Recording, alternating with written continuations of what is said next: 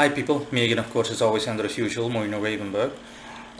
As you can tell from the header, as always and as usual, I'm going to be discussing in a more streamlined fashion, so more non-occult fashion, the differences personality-wise, but at the same time also spiritually, but not necessarily related to the occult between men and women. Now, I already have an article and a video that you can find linked in the description that specifically highlights and denotes and displays and whatnot the differences occult-wise between men and women, especially for practitioners and things that you need to keep in mind based on your gender. But of course, it's not a black and white issue. Setting what I already mentioned in that content, that aforementioned content aside, other than men being represented by Saturn and women being represented by the moon in an occult manner and or fashion, again, like I described in the aforementioned content, again, you can find linked in the description.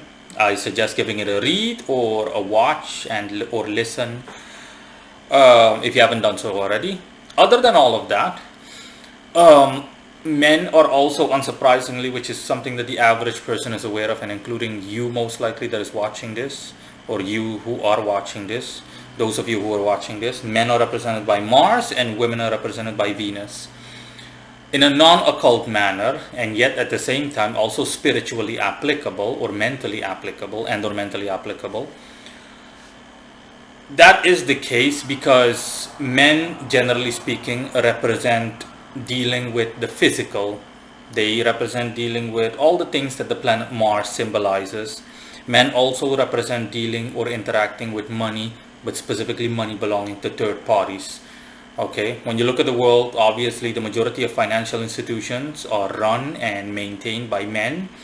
Men have to deal with things of a physical nature. Men are naturally much stronger physically compared to women, and so on and so forth. It just goes on and on and on like that. Again, all the properties. The physical part, generally speaking, represents Aries, and the financial part represents Scorpio.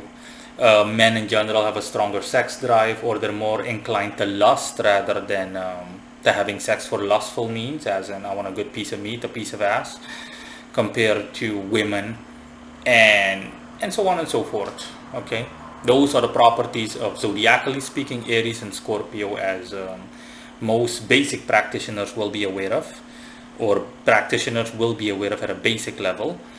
Men are more blunt, straightforward, etc., etc. All the properties of Mars. Okay, but these don't necessarily obviously have anything to do with the occult. They can, but within a specific or certain setting. Women, on the other hand, are obviously the opposite in that regard or context or aspect.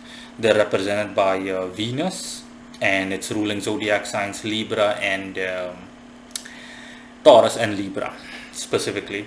What does that say? Women are, generally speaking, much more inclined or prone towards materialism. That's where the Taurus aspect comes into play, which is correct. What you guys know is that, when people use the phrase gold digger, how often in society, globally, doesn't matter what country you live in, what part of the world, doesn't matter. When someone uses the phrase gold digger, how often, seriously, how often is a gold digger a reference to a man? Almost never. For example, out of 1,000 cases, maybe less than a handful, like 3 times, will a gold digger be a reference to a man. Almost every single time it's a woman. Yeah, because women are inclined to materialism. They're much more, compared to men, inclined to materialism, as in luxury, lavishness, etc., etc. The second, a woman sees money versus a man, unless it's generally speaking, the woman, her eyes will go big and be like, Whereas, again, there are exceptions, because there are women that are less materialistic than the average, the base norm, and men for whom accounts the exact opposite, because I've met men that are materialistic, but even then, it's not the same. Okay, men have a tendency to be like, when within the context of materialism, greedy, like, hey, they're like, the Scorpio comes out and they have more of a forceful level of attaining material resources about them, whereas with women it's purely about they love it. Okay, You can easily, if you Google online, you can easily find a lot of memes, for example, of women and money. And you'll find a lot of things about women just going like this, wee, wee, throwing money in the air, throwing bills in the air. Yes, women are naturally inclined to materialism. That's the whole Venus in Taurus aspect. That's why Venus is at its strongest in these two signs. It rules over. And women are represented by that. Now, the other one, Libra, stands for beauty, refinement, sensuality. Compared to men, women are the embodiment of beauty. Between the two genders, yeah. That's why a naked woman, for example, a beautiful naked woman is the picture perfect symbol within society, within a societal context of beauty. Okay, it doesn't matter whether, regardless of which gender, for example, walks past the billboard, a man and a woman walk past the billboard and they see a woman in a bikini on a billboard, a beautiful woman, a woman that's like an 8 or a 9 or similar out of a 10, both will find that woman attractive. Even a woman that isn't homosexual or otherwise, she'll still that is homosexual or otherwise, or I'm sorry, isn't. So regardless of sexual preference, not one single man or woman will say, yeah, no, doesn't appeal to me. No, even if they don't admit it, it is from a neutral perspective, regardless or dismissive of sexual orientation or preference, it is appealing. That's because that woman is just, like I said, women by default are the embodiment of beauty.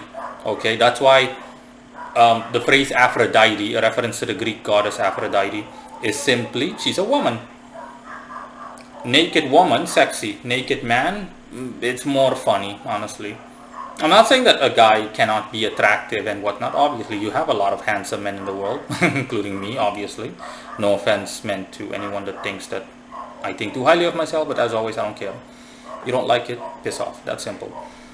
But my point is still, when you compare the two, you put a man and a woman aside, right next to each other. You put them aside in the sense that you put them right next to each other on display, like a male and a female model and vice versa.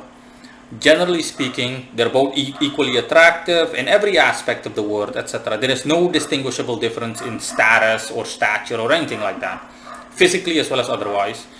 For all intents and purposes, it's a level playing field regarding judgment being passed upon them, to put it that way. Now, what are they going to think?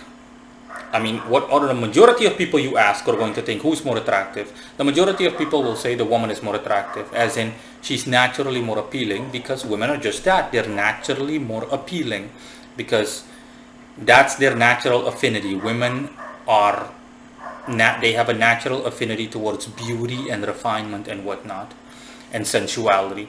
That's also why Venus deals with tenderness, kindness, lovingness, careness, because these are all properties that women embody and vice versa. Okay, women embody these values because they are within this context, within the scope of this subject, Venusian in nature.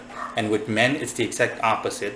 Even the most gentlest, kindest, most sensitive of men that you'll come across, you still can't compare him to a woman because it comes naturally to women. Adversely, even the butchiest of women you'll come across, a woman that looks so much like a man or has such strong masculine properties, even that woman on her most masculine day, you can't compare her to a man. You just can't. Okay?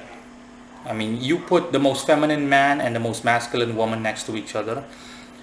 If people had to choose, hey, listen, for example, which one do you want to, we need to lift like something that's quite heavy, like something that weighs like 50 pounds.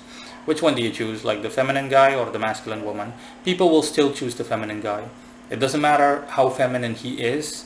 At the end of the day, he is still a man and he has the natural affinity towards Mars.